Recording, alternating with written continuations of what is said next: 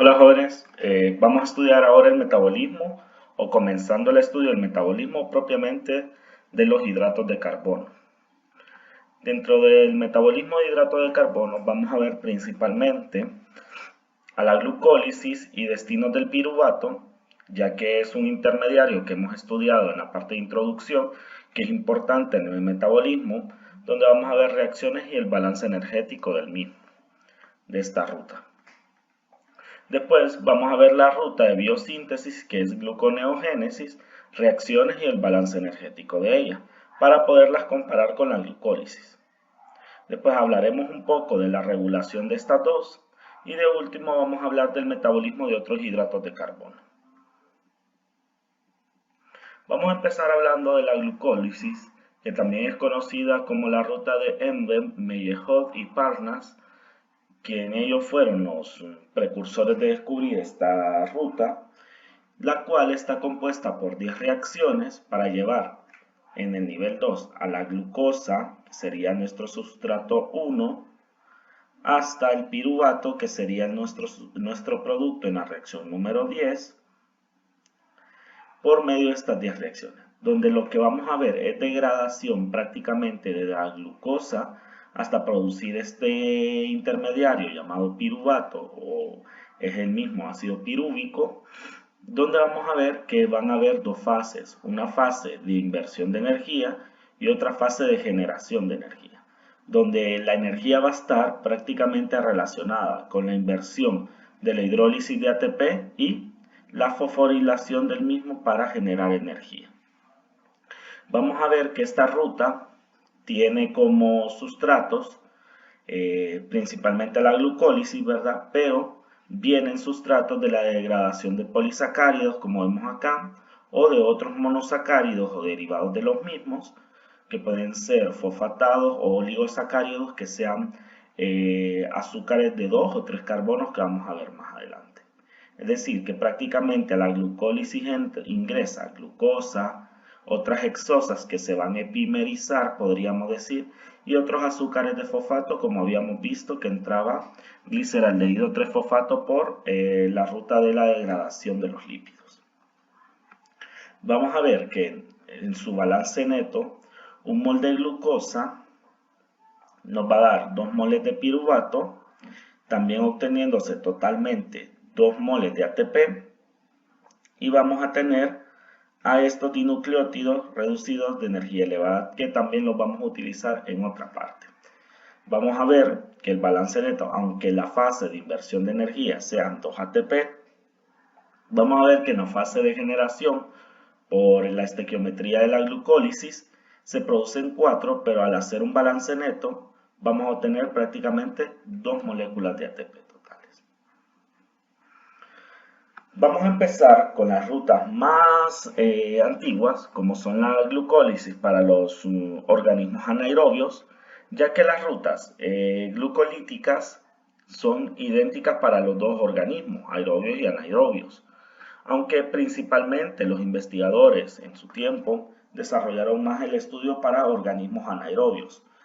Pero vamos a decir que las dos rutas los dos organismos, según su respiración, siempre van a generar la misma ruta de glucólisis hasta llegar a piruvato. Por eso es que vamos a introducir después un tema que se llama rutas del piruvato, ya que el piruvato, según el tipo de organismo que se genere, puede generar fermentación o respiración. En este caso vamos a centrarnos en las rutas de fermentación, donde vamos a ver que el piruvato venido de la glucólisis, lo que va a generar según el organismo que tengamos, va a generar lactato, va a generar etanol, va a generar ácido acético, puede generar ácido butírico, etcétera, etcétera, etcétera. Las que más se conocen son la ruta homoláctica de fermentación, que es la que produce ácido láctico, lactato, que las podemos ver y se ha descubierto en células animales y en algunas bacterias lácticas. Y vamos a ver que la ruta del etanol también se le llama fermentación alcohólica, que es producida por las levaduras. Vamos a ver que estas fermentaciones prácticamente Aunque nosotros miramos las reacciones que vienen a partir de piruvato o en este caso a partir del acetaldehído usando al alcohol deshidrogenasa en este caso y a otras descarboxilasas que se usan en el caso del lactato, vamos a ver que estas rutas vienen principalmente de un componente común que sería la glucosa. Y esa glucosa viene de un polisacárido y nosotros ya hemos estudiado que muchos componentes vegetales o animales también, ellos pueden almacenar energía en forma de polisacáridos como es el almidón, el glucógeno, que prácticamente está incluido en un montón de tubérculos, hablamos, y en un montón de cereales. Por lo tanto, esas biomasas son fuentes de polisacáridos que pueden ser degradados para generar glucosa y esas glucosas por organismos con respiración anaerobia nos pueden producir algunos metabolitos de interés. En este caso, los más famosos, el lactato y el etanol. Vamos a ver que la producción de los dinucleótidos, como vimos nosotros, de adenina y nicotidamida, en la parte de glucólisis, eran ciclos que había explicado en la parte de introducción que estos dinucleótidos por los organismos aerobios lo que iban a pasar es que iban a pasar a un transporte electrónico para reoxidarlos y transformar el dinucleótido oxidado al dinucleótido reducido, que es lo que pasa en la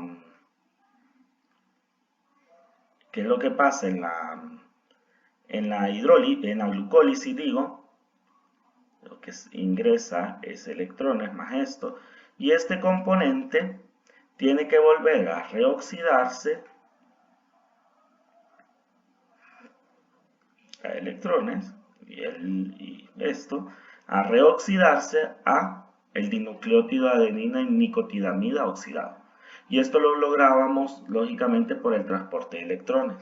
Como hemos visto que en estas rutas se produce, acá lo estamos viendo, se va a producir este dinucleótido reducido.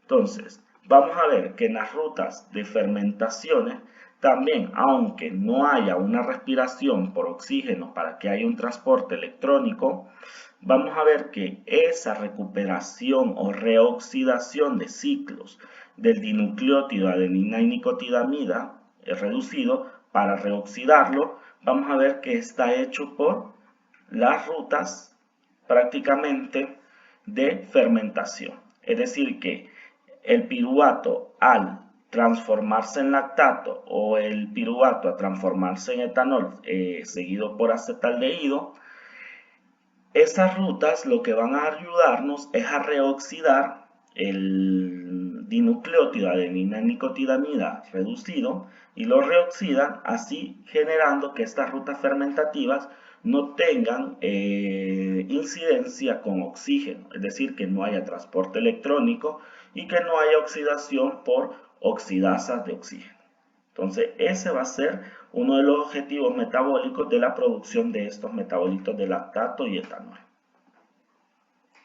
Vamos a empezar a estudiar la glucólisis. Entonces, vamos a empezar hablando que la parte de inversión de energía comprende las primeras 5 reacciones, donde vamos a ver que de la reacción 1 a 3 va a haber una inversión o una activación de los azúcares, del azúcar de glucosa por transformaciones y una inversión de 2 ATP de energía generando desde la glucosa hasta la fructosa 1,6-bifosfato. Y esta, al estar activada por algunas enzimas liasas, vamos a ver que de la reacción 4 va a hacer que las liasas rompan ese azúcar de 6 carbono en 2 azúcares de 3 carbonos, generando la dihidroxiacetona fosfato y un mol de gliceraldehído fosfato. Esta dihidroxiacetona, esta acetosa, por otro tipo de enzima isomerasa, lo que va a hacer es que va a isomerizar para obtener 2 moles prácticamente de gliceraldehído 3-fosfato. En las siguientes 5 reacciones se conocen como las reacciones de producción de energía o generación de energía, donde vamos a ver que la reacción 6, para generar un compuesto de energía elevada, va a generar una inversión y una producción de ese dinucleótido adenina y nicotinamida reducido. Que esto lo que le va a dar un compuesto de energía más elevada, como ser el 1,3-bifosfato-glicerato, y este va a tener energía más elevada que nuestro componente gliceraldehído 3-fosfato, que recordemos que este estaba bajo en la transferencia de fosfato, mientras que este componente tiene energía más elevada. Entonces, este va a generar la primera fosforilación a nivel de sustrato para la generación de ATP. Cuando otra vez volvamos a tener el 3-fosfoglicerato, este va de la reacción 8 a la 9, va a producir otra vez unas conversiones para transformarlo en un componente de energía elevada, como ser el fosfonolpiruvato. Y este fosfonolpiruvato, como lo vimos también, al igual que el 1,3-bifosfato-glicerato, son compuestos de energía más elevadas del ATP. Es decir, que su nivel de transferencia de fosfato va a ser más alto, y eso va a ser la reacción número 10, haciendo que se genere esa transferencia de fosfato para la producción de ATP, y así obteniendo piruvato. Entonces vamos a comenzar con el estudio de reacción por reacción de la glucólisis. Y empezamos con la primera reacción, que es la inversión de ATP. En esta reacción vamos a tener que la glucosa se va a fosforilar por ATP con el uso de una enzima y un cofactor, que es una sal de magnesio. Es decir, que debe estar presente prácticamente el ion magnesio para que se dé la reacción, ya que el ATP prácticamente se coordina. Miren, la adenosina trifosfato se coordina con el ion magnesio para que pueda, como efecto de un compuesto pincer, pueda transferir esa unidad de fosfato a la glucosa. Otra cosa que hay que destacar es que la reacción es bastante exergónica, haciendo este paso de reacción casi irreversible. Vamos a tener que la primera reacción de la glucólisis es casi irreversible. Y eso es importante, ya que nos dice que hay una gran inversión de energía para generar esta reacción bastante exergónica. Vamos a ver que la enzima que ayuda a esta producción es la hexoquinasa. Y la hexoquinasa tiene una gran especificidad en azúcares del tipo hexosas, como ser igual a glucosa. Vamos a tener que tiene una Km baja, y esta constante de Michaelis nos ayuda prácticamente, y si recordamos la reacción de velocidad de reacción, teníamos la velocidad máxima, ¿verdad?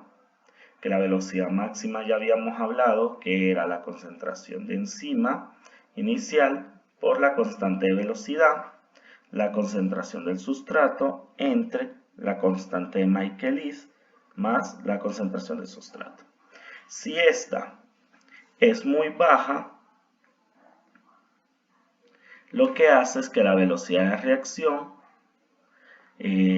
como Km es muy baja en comparación a la concentración del sustrato, entonces Km más Cs es aproximadamente Cs. Y con la ecuación se me cancela la concentración del sustrato, haciendo que la velocidad de reacción sea máxima. Entonces, al ser baja, nosotros lo que vamos a encontrar es que en la ruta de velocidad con respecto al tiempo, vamos a ver que rápidamente en poco tiempo va a llegar a su máximo de velocidad, haciendo el consumo directo prácticamente de del sustrato, ¿verdad? Y vamos a ver que el control de esta enzima va a ser un control a nivel de sustrato. Es decir, que la glucosa o la concentración de glucosa va a permitir que la enzima active su especificidad de catálisis para generar esta transferencia o inversión de fosfato. La segunda reacción va a ser la isomerización de la glucosa 6-fosfato a fructosa 6-fosfato.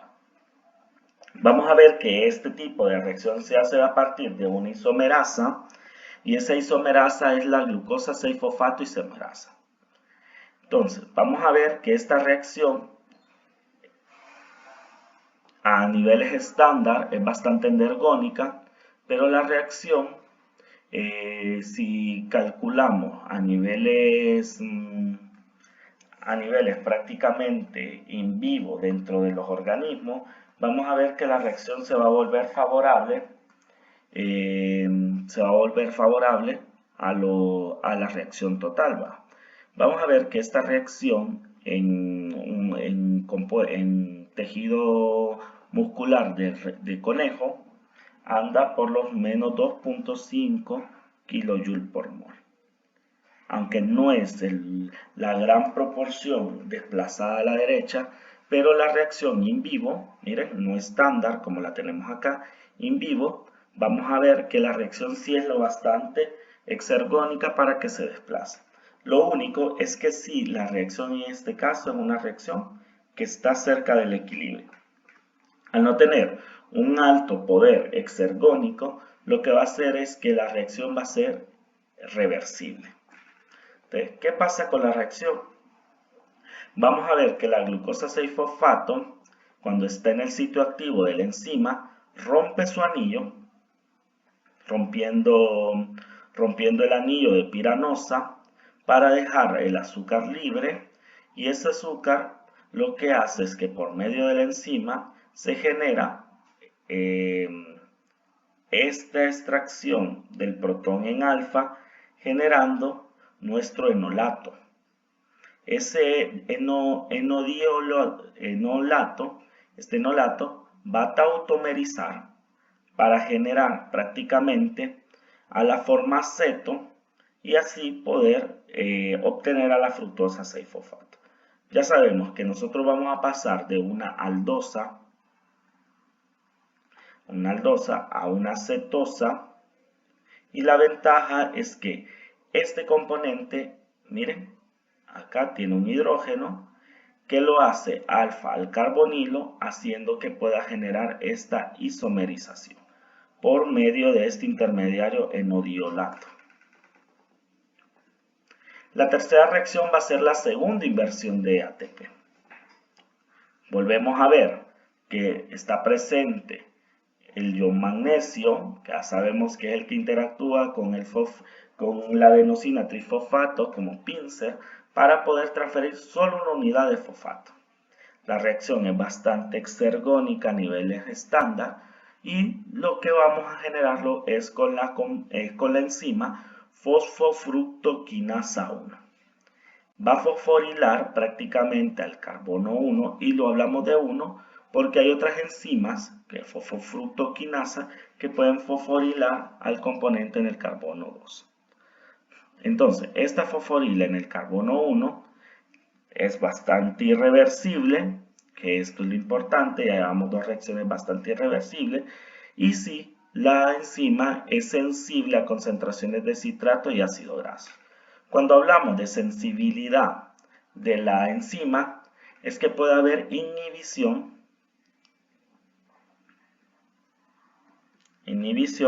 competitiva,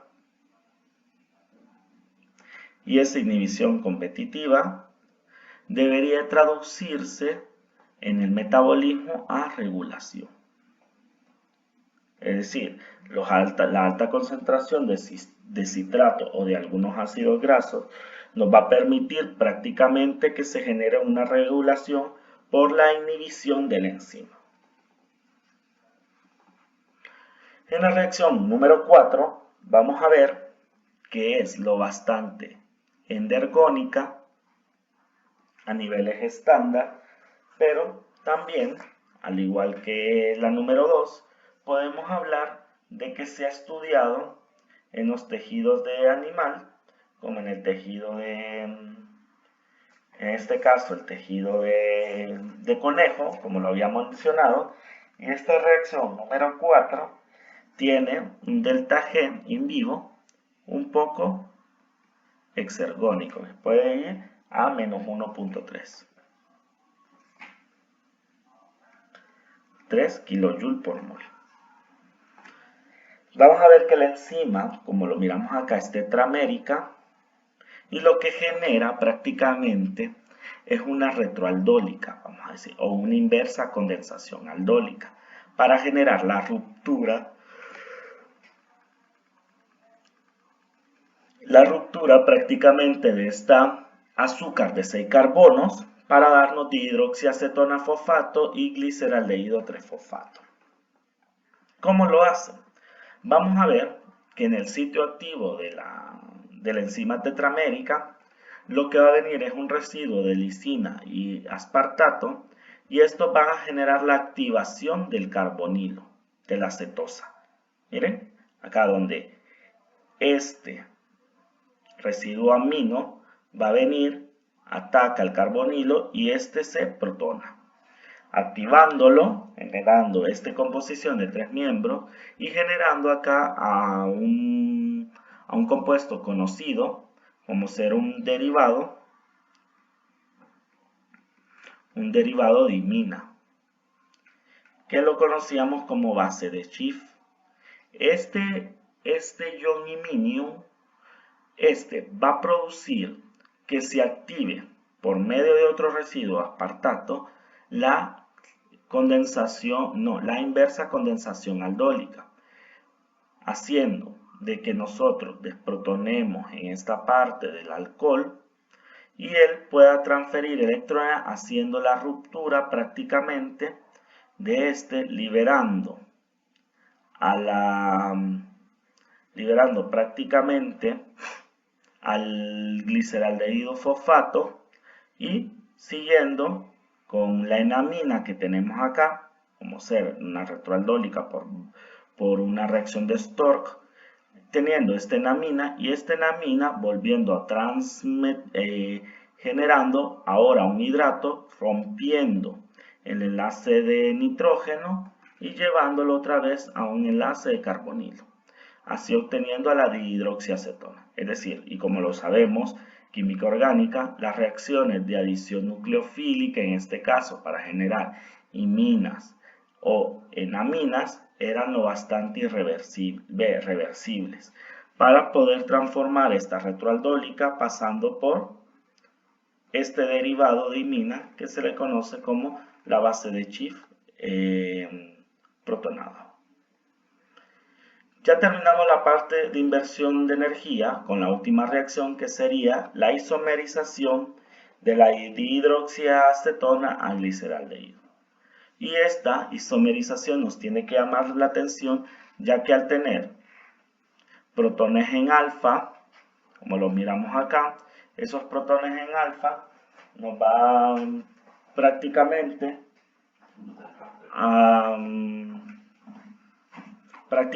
nos van a ayudar a esos protones en alfa a que se genere esa tautomería pasando por el intermediario N-diol, ¿verdad? Que prácticamente es lo mismo que habíamos visto con los intermediarios de enolato. Estos son enodiol porque tienen dos funciones OH. Entonces, vamos a ver que esta isomerización se va a hacer por la triosa fosfato isomerasa, que también es una reacción endergónica, pero en el estudio que estamos siguiendo tiene un delta G total aproximadamente igual a 0 y vamos a ver que volvemos a ver el intermediario N-diol. Entonces, vamos a ver que las reacciones en la fase de inversión de energía, que son lo bastante exergónicas, son la fosforilación con la fosfofructoquinasa 1 y la fosforilación con la hexoquinasa. deteniendo ahí. Entonces vamos a ver que las otras reacciones, aunque no son lo bastante exergónicas, dan el equilibrio desplazado a la derecha. Ahora empezamos con las reacciones de generación de energía, es decir, con la fase de generación de energía. Y la primera va a ser la generación del primer compuesto de energía elevada. En este caso, vamos a fosforilar el gliceraldehído 3-fosfato usando el dinucleótido de adenina y nicotidamida. Vamos a hacer la fosforilación de este, haciendo la reacción que nos sea bastante exergónica y siguiendo el análisis que tenemos con el tejido de conejo, vamos a ver que esta reacción prácticamente es lo bastante exergónica, pero no para que se genere irreversiblemente, con menos 3.4 kJ por mol. Entonces vamos a ver que el dinucleótido lo que va a ayudar es que este dinucleótido se pueda transformar a ese gliceraldehído 3-fosfato, ¿verdad? Entonces, ¿qué podemos tener acá también? Vamos a ver que el mecanismo que se da para este tipo de fosforilación va a ir dado porque el aldehído, en este caso, el aldehído, la función aldehída que miramos acá, con uso del dinucleótido se puede transformar, primero se oxida a ácido carboxílico generando una reacción exergónica y ese ácido carboxílico genera prácticamente ese acilfosfato, que sería el generar el éster de fosfato el bastante ergónico. Esta reacción acoplada en vivo nos da una reacción lo bastante exergónica, pero siempre respetando que la reacción me va a dar un equilibrio. Hay que ver que la reacción, aunque se mire en un solo paso, puede ver un mecanismo de oxidación y después de esterificación de fosfato. Vamos a ver que esta reacción se hace por la gliceraldehído 3-fosfato deshidrogenasa, que como lo vimos en condiciones in vivo, la conversión es exergónica. Es la reacción que utiliza primeramente el dinucleótido de adenina nicotidamida y vamos a ver que la reacción se inhibe por yodo acetato y algunos metales pesados como será el mercurio. Vamos a ver, como lo había mencionado, habíamos analizado que primero se generaba, se activa el carbonilo, como miramos acá, una activación del carbonilo por un residuo de cisteína, haciendo que él pueda oxidarse, miren, generando la oxidación para que este hidruro se transfiera al dinucleótido y entonces ahí poder, como tenemos un tioéter acá, miren, ese tioéster puede oxidarse, digamos, pasamos de un aldehído, de un intermediario tetraédrico, este se oxidó para dar un tioéster y este tioéster hacer una transferencia para generar un éster de fosfato y poder generar su liberación. La segunda reacción va a ser la primera fosforilación a nivel de sustrato. ¿Y a qué me refiero con esto? La primera fosforilación es que ya teniendo el compuesto de energía elevada, a nivel de sustrato, por medio con ADP, con adenosina difosfato, vamos a transferir esa unidad de fosfato para generar el compuesto de energía elevada. Y con esto vamos a ver que se obtiene una reacción lo bastante exergónica. La fosfogliceratoquinasa, vamos a ver que ella utiliza el cofactor del ion magnesio y se encuentra acoplada a la reacción C de la glucólisis. ¿Por qué acoplada? Y lo voy a hablar acá. Vimos todas las reacciones para atrás y esta reacción va a estar acoplando energía para impulsar a la reacción 6. Es decir, cuando se dé la primera fosforilación a nivel de sustrato, esta va a impulsar con su energía a que la reacción 6, por tener bajo nivel exergónico, se mueva hacia la derecha por el consumo del 1,3-bifosfoglicerato.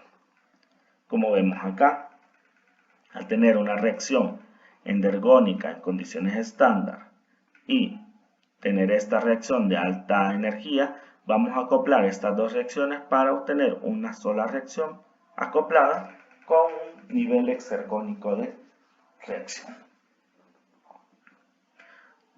La reacción número 8 va a venir preparando para que se genere la segunda fosforilación, y esto va a hacer que el fosfoglicerato se isomerice de 3 fosfoglicerato a 2 fosfoglicerato, haciendo que esta reacción también sea aproximadamente en condiciones in vivo a 0 kJ por mol, usando siempre un cofactor de ion magnesio y utilizando a la fosfoglicerato mutasa como enzima. Vamos a ver que esa transferencia de fosfato, de pasar fosfato del carbono 3 al carbono 2, viene dado en el sitio activo por un residuo fosforilado que es la fosfohistidina, que esta enzima lo que va a hacer es, va a transferir el fosfato al carbono 2, generando un intermediario de enzima 2,3-bisfosfoglicerato y liberando, haciendo que la enzima vuelva a regenerar ese fosfato y liberando el fosfato del carbono 3, transfiriéndoselo a la enzima, generando esta isomerización por la fosfoglicerato mutasa. Y la reacción 9 va a pasar que el fosfoglicerato genere el compuesto clave para la transferencia de fosfato a nivel de sustrato, que va a ser la generación del fosfoenol piruvato. Entonces, vamos a ver que la enolasa o la 2-fosfoglicerato hidroliasa lo que va a hacer es que va a generar una deshidratación, podríamos decir, o una eliminación de agua por medio de su enzima, donde va a ser una reacción de alfa-beta eliminación, y vamos a ver que la reacción también in vivo es lo bastante exergónica. Vamos a ver que esa liberación por esa alfa-beta eliminación va a hacer que una parte de la enzima pueda desprotonar en alfa al componente, haciendo este producto de eliminación intermediario, donde el ion magnesio va a trabajar acá está representado como metal más 2, es decir, ion magnesio más 2, va a generar la coordinación para que éste pueda transferir esos electrones y eliminar el agua por medio del sitio activo de la enzima. Y de último, vamos a generar nuestra segunda fosforilación a nivel de sustrato por medio de la piruvato quinasa, usando los cofactores de magnesio y potasio. Esta reacción lo que va a hacer es que la fosfoenol piruvato va a transferir su fosfato al ADP, generando ATP, y piruvato, que sería el último producto de la reacción, haciendo que la reacción sea muy exergónica y así poder tener esta última reacción irreversible. Si vimos, podríamos ver que la fosforilación con la fosfoglicerato quinasa también se podría ver irreversible, pero ya al estar acoplada con la reacción número 6 hace que pierda su fuerza para ser irreversible, haciendo que la reacción número 10 con la fosfoenol piruvato y la piruvato quinasa sea la única reacción irreversible dentro de esta parte de generación de energía. Acá vemos la fosforilación, cómo se hace para liberar el fosfoenolpiruvato de esta unidad de fosfato y obtener así a piruvato. Lo que vemos es que la adenosina difosfato va a atacar a la unidad de fosfato, está cediéndole los electrones al enolpiruvato y este pudiendo reordenarse de su parte enólica a su parte, haciendo una tautomería cetoenólica. Entonces, en el balance energético vamos a ver que claves a nivel in vivo es la reacción número 1 por la exoquinasa, la reacción número 3 por la fosfofructoquinasa y de último tenemos a la reacción número 10 por la piruvatoquinasa. Entonces vamos a ver que el balance energético, si miramos, todas las reacciones son levemente exergónicas o en el equilibrio. Miren, equilibrio. Lo que nos va a dar prácticamente un balance neto, o lo podemos ver en condiciones estándar, de que un mol de glucosa que usó 2 ADP, 2 adenosina difosfato y fosfato inorgánico, y 2 moles del dinucleótido para producir 2 moles de piruvato y 2 moles de ATP, y generándonos el dinucleótido reducido, que ya sabemos que lo vamos a poder reoxidar en las partes de fermentación o en las partes de respiración para los organismos aerobios.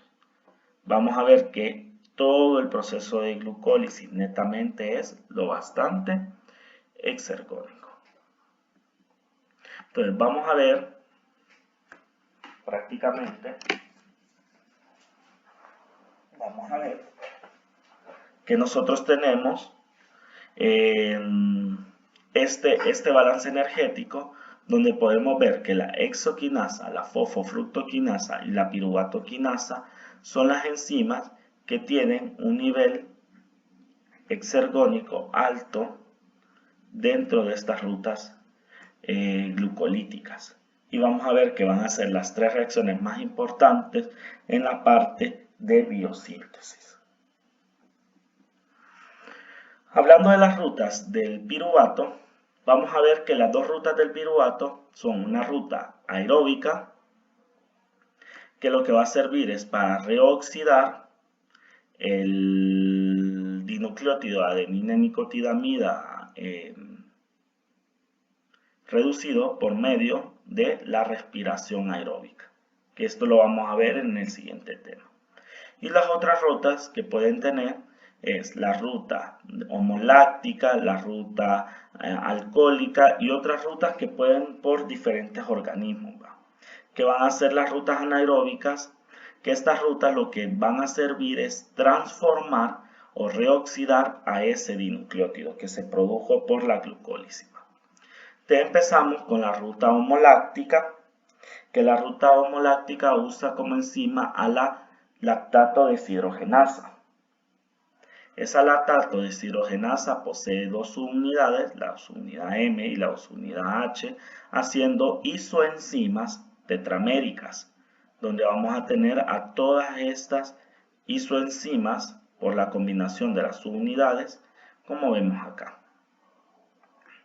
Vamos a ver que la reacción, su objetivo también es reoxidar para mantener ese equilibrio de producción, no tener un equilibrio con delta G igual a 0 o un equilibrio como lo explicaba en el tema pasado igual, sino si yo oxido todos nuestros dinucleótidos de adenina y no hay una reacción que acople para que lo vuelva a reoxidar, yo desplazaría todo mi equilibrio metabólico hacia la derecha y no tendría más combustible o más dinucleótidos para poder generar la glucólisis, como vemos acá, que el lactato deshidrogenasa, utiliza el dinucleótido reducido para volverlo a reoxidar y que se puede utilizar en la ruta glucolítica.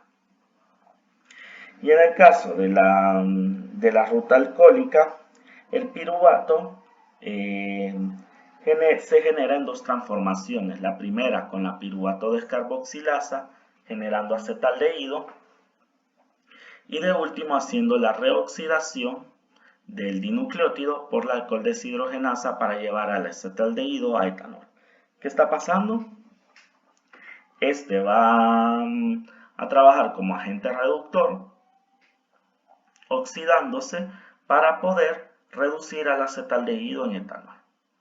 Y esto se hace, comienza con la enzima piruvato descarboxilasa, que requiere una coenzima de pirofosfato de tiamina, que ya sabemos que la tiamina es un tipo de vitamina del complejo B. Vamos a ver que esa descarboxilación va a estar dada por este cofactor, el cual se va a activar con ATP generando a la pirofosfato de tiamina, y ella, por medio de un intermediario electrónico, va a atacar prácticamente al piruvato, generando este intermediario tetraédrico, y este intermediario tetraédrico, para estabilizarse, lo que va a hacer es que va a descarboxilar, como miramos en este caso, se libera dióxido de carbono, y este va a generar una resonancia hasta que se recupere la tiamina pirofosfato, liberando así acetaldehído. Bien. Ahora, ya hablado de todas las rutas de degradación y de la gluconeogénesis, de la glucólisis, vamos a empezar a hablar de la gluconeogénesis, es decir, de la inversión de la ruta glucolítica para producir azúcares. Y lo primero que voy a mencionar es que la gluconeogénesis no solo es una simple inversión de la glucólisis. Y ya lo vimos nosotros porque hay tres reacciones, que las señalé acá, tres reacciones de alta energía. Que esas reacciones necesitan en la gluconeogénesis modificarse. Entonces, esta ruta va a generar nuevos polisacáridos. Vamos a tener algunos sustratos que vamos a ver, que pueden ser lactatos, algunos aminoácidos, ácido propiónico que va a venir de los ácidos grasos, y el glicerol también, de la ruta de lípidos, y el glicerol también, que va a venir de esa ruta. Entonces vamos a ver que hay tejidos en el cuerpo o en otros organismos. Vamos a ver que hay componentes en las células que solo van a producir gluconeogénesis. Como en el caso de nosotros, en el hígado y en la corteza renal, son tejidos que sintetizan glucosa.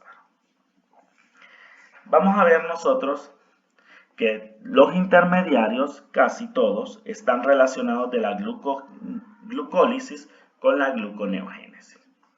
Lo que vamos a ver es cambios sustanciales en las reacciones que eran irreversibles.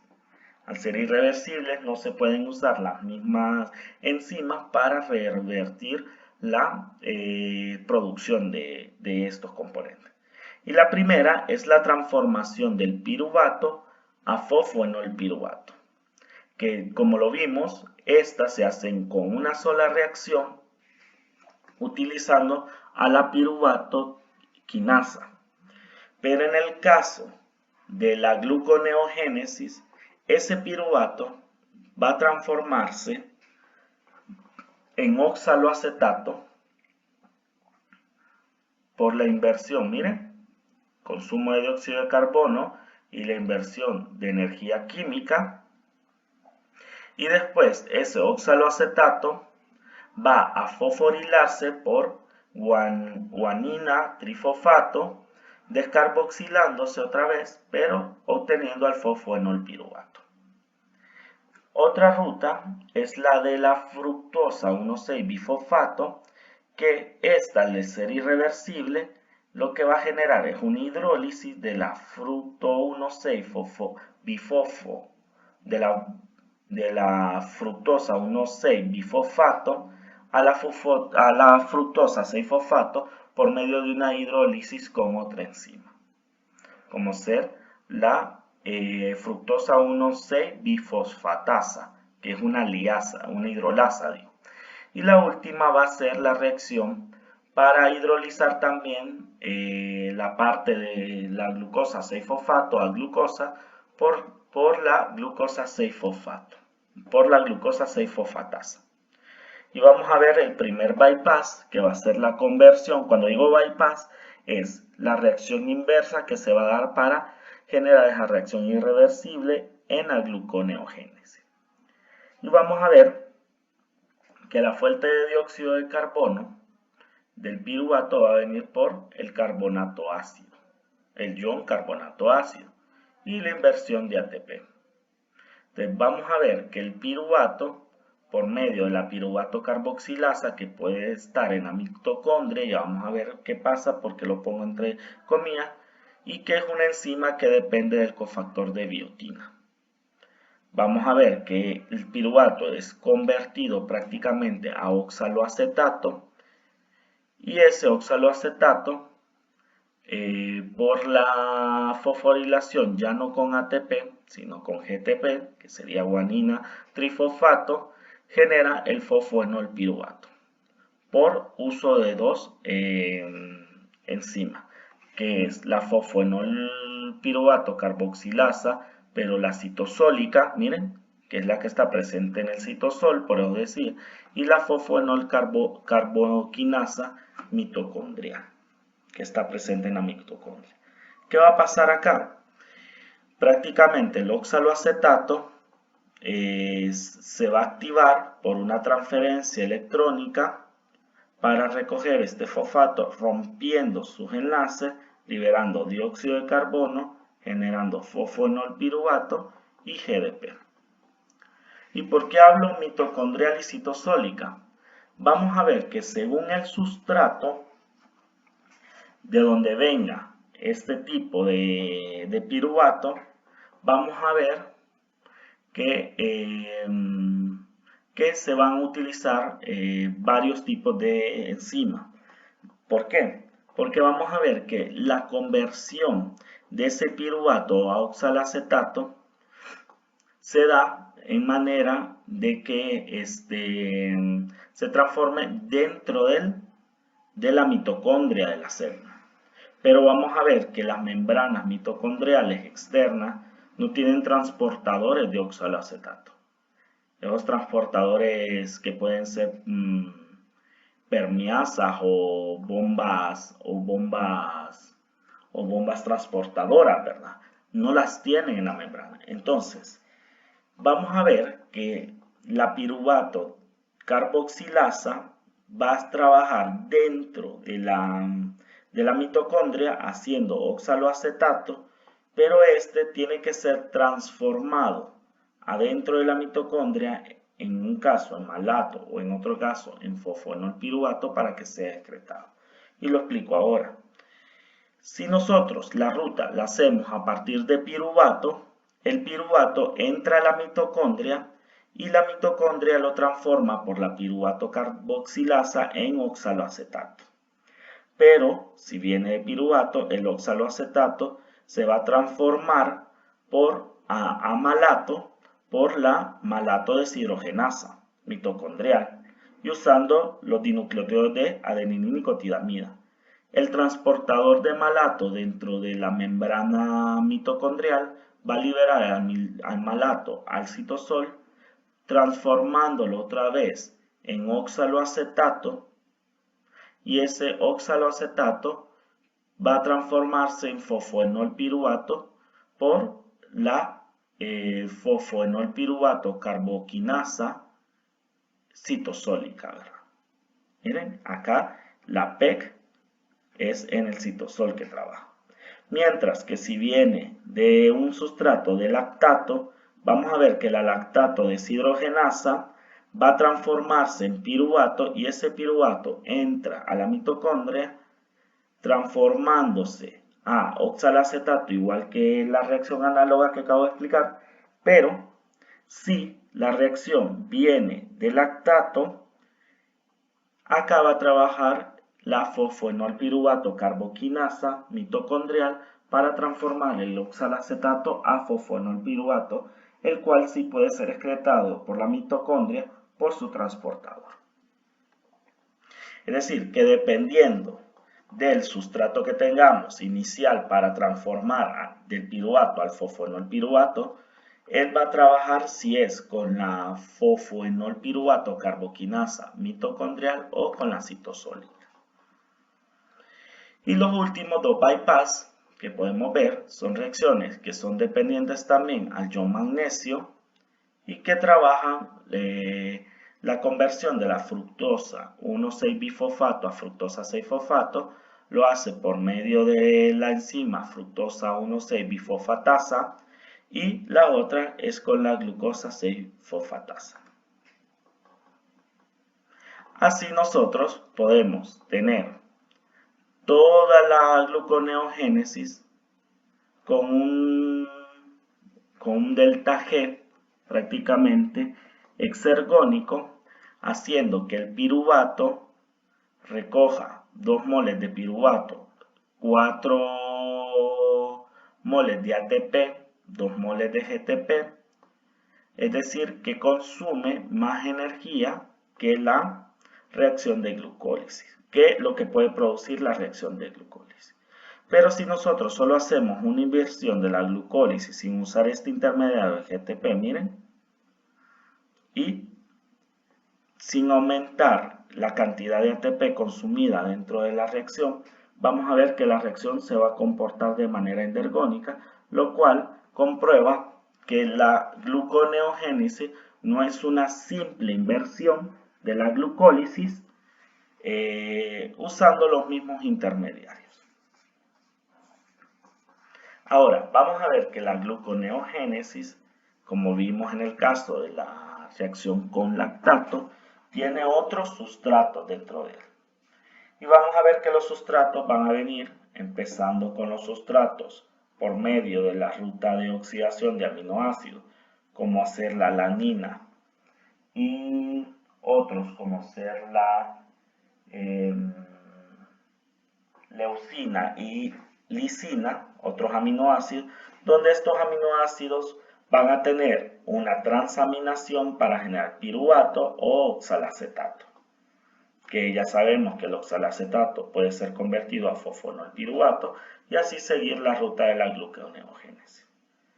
Como vimos en la parte de la ruta para la PEG mitocondrial y citosólica, vimos que el lactato como ruta de fermentación también es importante, ya que esta también da sustratos para generar la gluconeogénesis.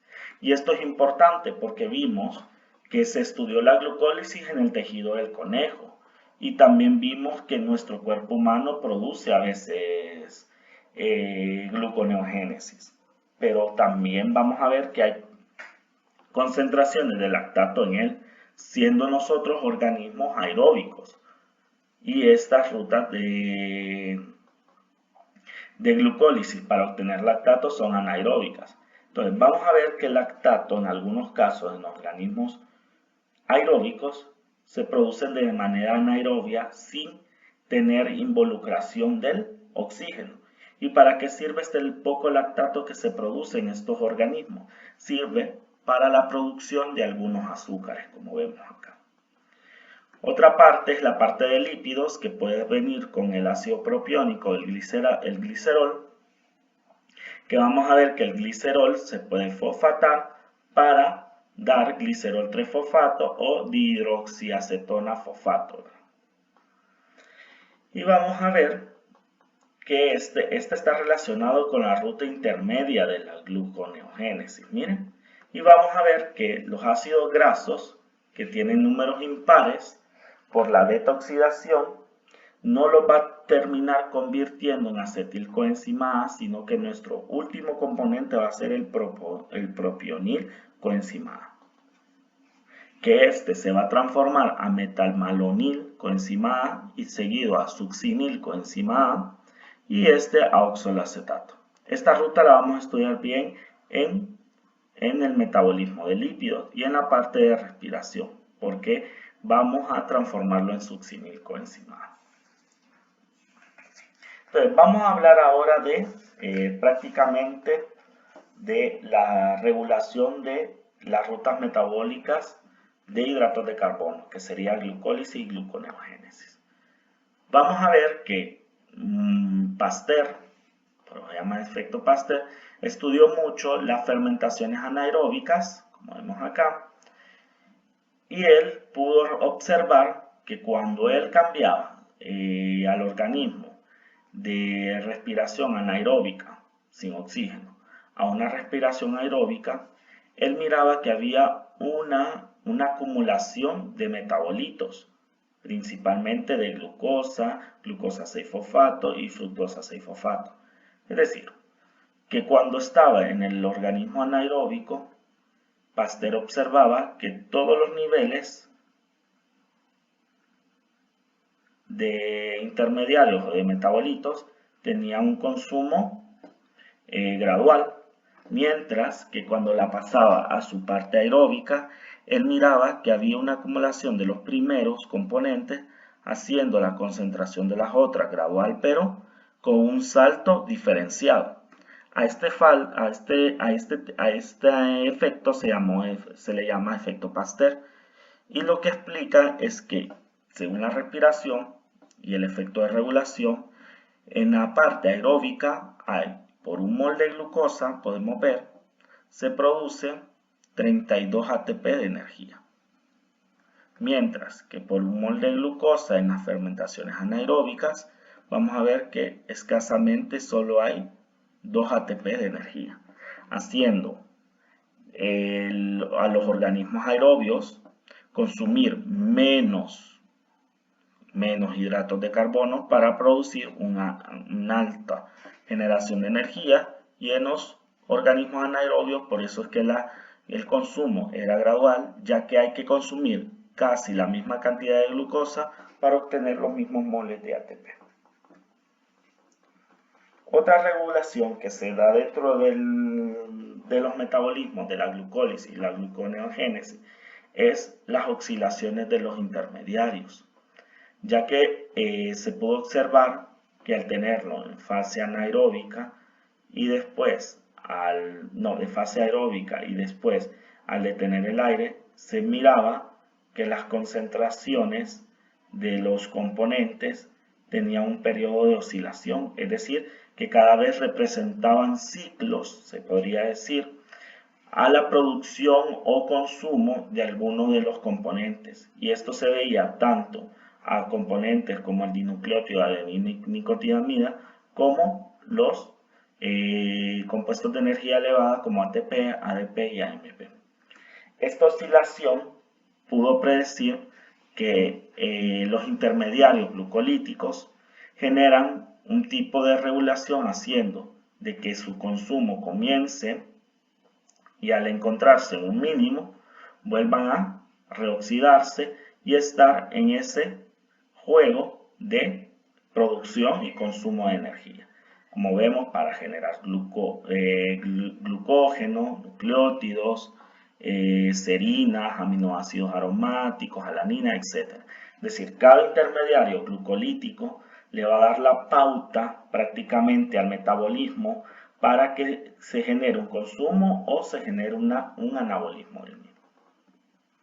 Entonces, vamos a ver que hay puntos importantes de control en las rutas. Y prácticamente los controles más importantes de la glucólisis y la gluconeogénesis son las 3 reacciones irreversibles que encontramos, ¿verdad? Como ser la transformación de la glucosa a la glucosa 6-fosfato, o vemos acá número 1, la transformación de la fructosa 6-fosfato a la fructosa 1,6-bifosfato y la transformación del fosfonolpiruvato a piruvato, y las reacciones inversas en la gluconeogénesis. Entonces a esto se le va a llamar ciclos de sustratos en las rutas, porque esos ciclos nos van a dar ciclos de control. Miren, 3 ciclos de control, el 1, el 2 y el 3. que van a estar regulados por algunas sustancias, por inhibición o por alguna generación o producción de algún componente. Y vamos a empezar con el ciclo 1, que es la exoquinasa. Este sería el ciclo número 1, que es la exoquinasa y la glucoseifofatasa. Es decir, esta es la ruta glucolítica y esta es la ruta de gluconeogénesis. Vamos a ver que la ruta glucolítica o de glucólisis va a estar inhibida por la producción de glucosa 6-fosfato, es decir, la concentración de esta va a limitar a que la glucosa se siga fosfatando, es decir, que va a generar en enzima, en la exoquinasa, una inhibición por esta glucosa 6-fosfato para generar su control. Mientras que en el caso de la glucosa 6-fosfatasa, la regulación va a venir de una regulación a nivel de sustrato, es decir, que al haber más sustrato de la glucosa 6-fosfato, esta va a empezar a activar a esta enzima para que se genere la gluconeogénesis. Es decir, que si la glucosa se empieza a fosfatar y se está bioacumulando y se obtiene una concentración que genere este nivel de control de sustrato, se va a activar la gluconeogénesis para generar este ciclo de control. Ahora, en la fase 2, donde tenemos a la fosfofructoquinasa y la fructobifosfatasa, vamos a ver que al igual que anteriormente, esta va a estar activada la fosfofructoquinasa prácticamente por la fructo-2,6-bifosfatasa y se va a activar por la concentración de AMP y ADP. Pero como he dicho, el citrato, que es un intermediario de otra ruta, va a inhibir a la fosfofructoquinasa. Y en el caso de la gluconeogénesis, las cuestiones contrarias. Lo que activa acá la glucólisis va a inhibir a la regulación de este ciclo. Y la última es la piruvatoquinasa con la piruvato-carboxilasa y la fosfoenol-carboquinasa, que lo que vamos a ver es que hay señales de control hormonal para la parte de gluconeogénesis y la concentración alta de acetilcoenzimado, que esto va a inhibir a la piruvatoquinasa, al igual que la alanina y otro tipo de nucleótidos de fosfato. Entonces, prácticamente la glucólisis y la gluconeogénesis está regulada por estos tres grandes ciclos, los ciclos de sustrato en las rutas. Ahora vamos a ver que los monosacáridos y los disacáridos también pueden entrar a la ruta de metabolismo de hidrato de carbono. Y uno de los disacáridos más importantes, que está presente casi en todas las composiciones lácteas, es la galactosa, un monosacárido. La galactosa, para entrar a la glucólisis, ella primero genera una epimerización del anómero de beta de galactosa a alfa de galactosa, seguido de una fosforilación para tener a la galactosa 1-fosfato, y esta, para transformarse de galactosa 1-fosfato a glucosa, lo hace por medio de una enzima por transferencia de ese azúcar. Es decir, que por medio de la activación de UDP glucosa, esta UDP glucosa hidroliza este enlace para transferir a la glucosa la ruta glucolítica y quedarse con la galactosa, haciendo con la enzima UDP galactosa epimerasa generar una epimerización del carbono 4, como miramos acá, para transformar en galactosa a glucosa. Y esta glucosa producida, 1-fosfato acá, generar un cambio de la KS-fosfato del carbono 1 al carbono 6 para obtener a la glucosa 6-fosfato. Y así, por reacciones de epimerización enzimas de mutasas y otro tipo de quinasas, vamos a ver que se transforman algunos monosacáridos a la glucosa 6-fosfato o a las glucosas.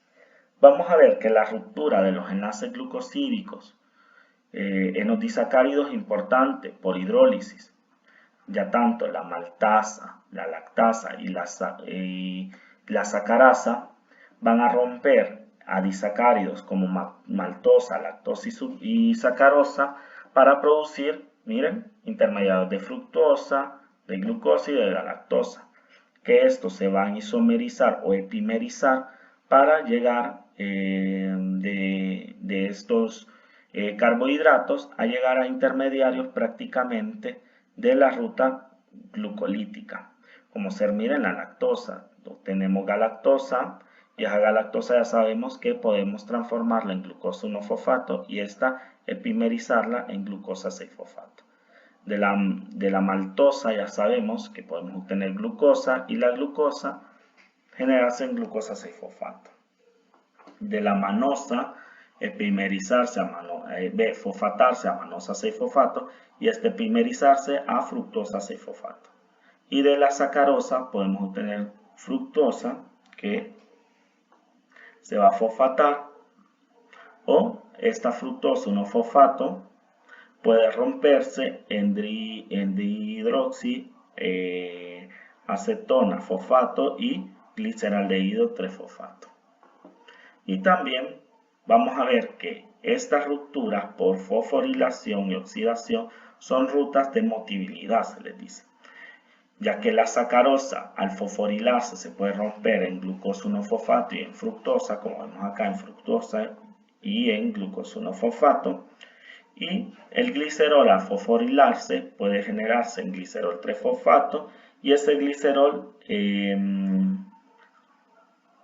oxidarse a dihidroxiacetona fosfato.